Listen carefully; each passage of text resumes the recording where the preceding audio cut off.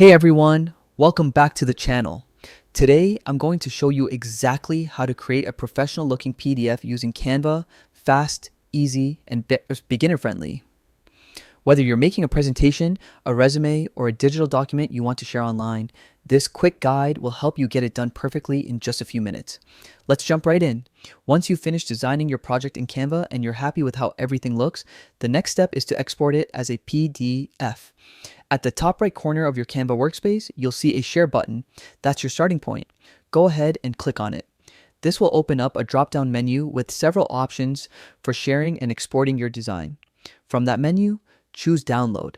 A new panel will appear, giving you different file type options, like PNG, JPG, and of course, PDF.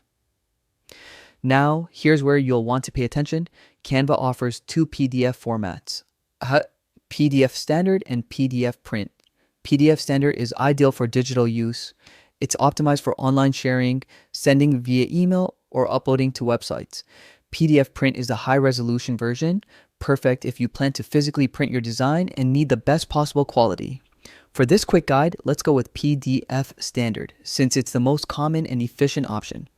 Once you've selected your desired PDF type, double-check your settings. Make sure the pages you want are selected and that everything looks good. Then, simply hit the download button again. Canva will take a few seconds to prepare your file, and then your PDF will automatically download to your computer. And just like that, you've created a beautifully formatted PDF directly from Canva. You can now share it with colleagues, clients, or friends, or use it in your next presentation. The great thing about saving your work as a PDF is that it preserves your design layout, fonts, and colors exactly as you intended, no matter where it's viewed. And that's it. Super simple, right? If you found this guide helpful, give it a like, subscribe for more quick Canva tutorials, and drop a comment below letting me know what you're creating next.